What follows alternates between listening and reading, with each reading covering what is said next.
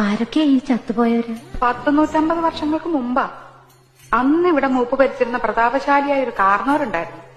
ആ കാർന്നവര് തഞ്ചാവൂരിൽ നിന്നങ്ങണ്ട നൃത്തക്കാരിയെ മേഡമെ കൊണ്ടുവന്ന് താമസിപ്പിച്ചു. നാഗവല്ലി എന്നായിരുന്നു ആ തമിഴത്തിയുടെ പേര്. തമിഴത്തി വേറൊരാളുമായിട്ട് സ്നേഹത്തിലായിരുന്നു. രാമനാഥന്റെ പേരുള്ള ഒരു നൃത്തക്കാരനുമായിട്ട്.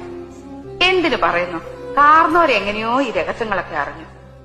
അന്ന് അർദ്ധരാത്രി നാഗവല്ലിയെ കാർന്നവരെ നമ്മുടെ തെക്കിനിട്ട് വെട്ടിക്കൊന്നുകളഞ്ഞു. 8ാം ദിവസം ദുർഗാഷ്ടമി രാത്രിയില് നാഗവല്ലിയുടെ പ്രേതാത്മാവ് ഒരു രക്തയക്ഷിയായിട്ട് മാറി കാർന്നവരെ കുത്തി കൊലപ്പെടുത്താൻ വേണ്ടി അരക്കകത്ത് വരെ കയറി ചെന്നാ പറയുന്നേ. കാർന്നവരെന്തൊക്കെയോ ഭയങ്കര മന്ത്രമൊക്കെ ചൊല്ലി ഒടുവിൽ രക്ഷപ്പെട്ടു.